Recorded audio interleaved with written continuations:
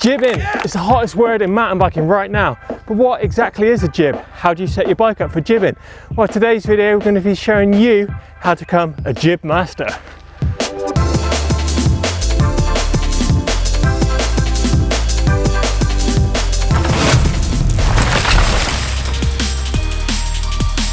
So you might be wondering what jibbing is and where the term jibbing comes from. Well, originally it comes from the guys that were snowboarding.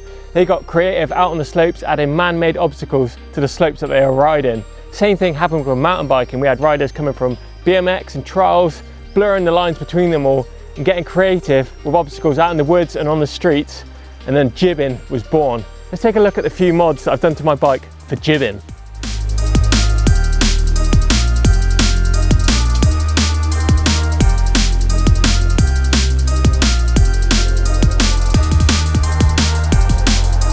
Riders, when they come to set their bikes up for jibbing, tend to run a big high-rise wide handlebar on the front.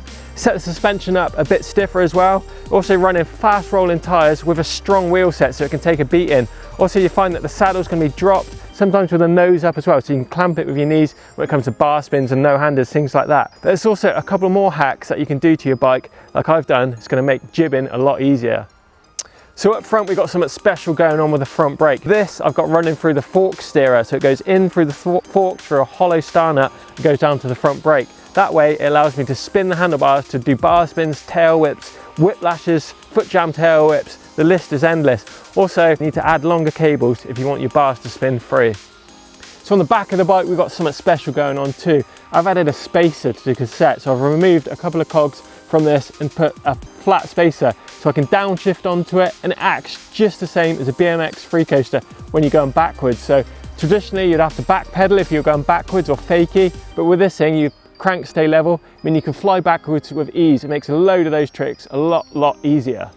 So in the middle of the bike we've got a chain guide. Underneath we've got the bash guard. The bash guard is something important when it comes to jibbing. It just protects your chainring when you're doing grinds or trying to go up on ledges for stools, things like that.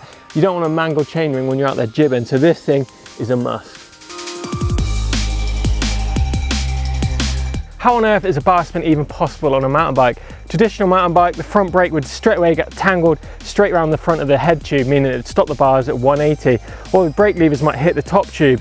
That's why we've got a high-rise bar, so the high-rise bar will clear the top tube.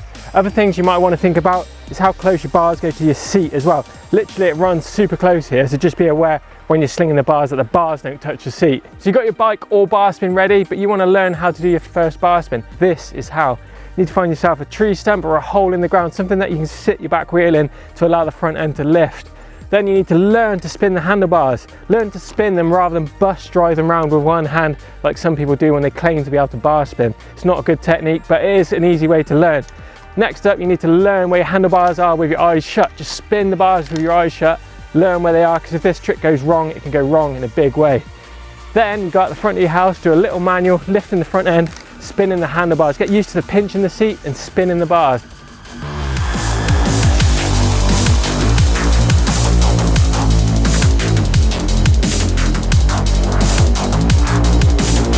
So my top bar spin tips is all about the seat. You need to look at how high your saddle is. You need it to sit nicely between your knees when you go to pinch it. You also need to look at the angle of the seat. If it's too nose down, you'll find that it's really hard to pinch. So tilt the saddle back so you've got the front nice and high. Also think about running a set of big BMX style knee pads. It's going to make that pinch a lot easier.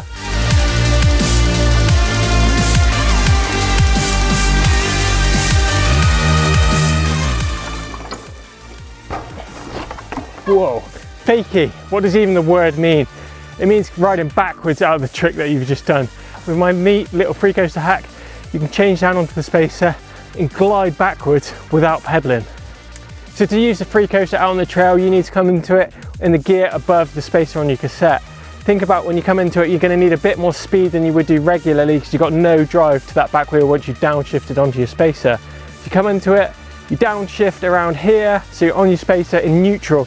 You're coming into it, endo, grab the front brake, transfer your weight forward, then back, and as soon as the tyres touch the ground, let off the brakes and let that energy fire the bike back down the hill. You're going to find yourself gliding back down the slope, and you need to turn your desired way, look over your shoulder and hop 180 to ride away from your first fakie.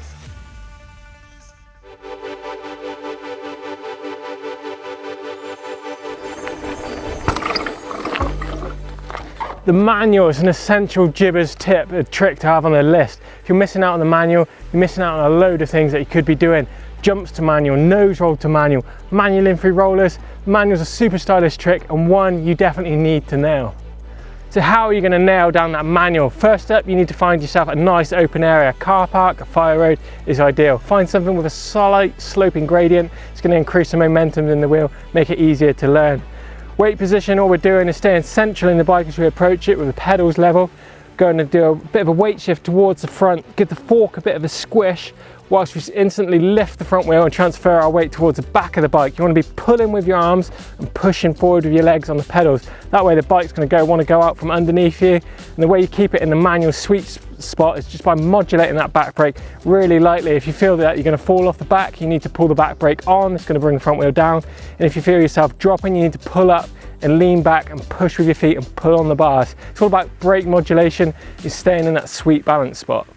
So my top tips for the manual is learn how to modulate your back brake. You need to literally be able to feather this thing. You don't pull it hard, you don't pull it soft. You need to be on and off and just staying in that complete balance point.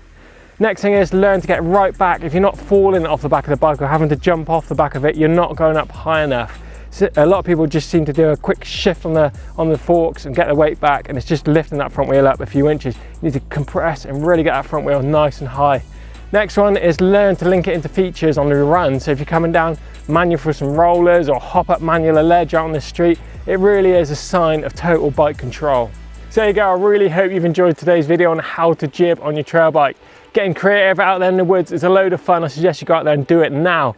Don't forget to subscribe to GMBN so to make sure you don't miss out on a load of videos. And talking about videos, Dotty's done an amazing video on GMBN Tech on how he converted my Mega into the jib machine that it is today. Check that one out. And Neil using the Freecoaster to a different way out over here as well. Really cool vid. Don't forget, drop some comments in the box below. Give us a thumbs up if you've enjoyed the video, and we'll see you in the next one.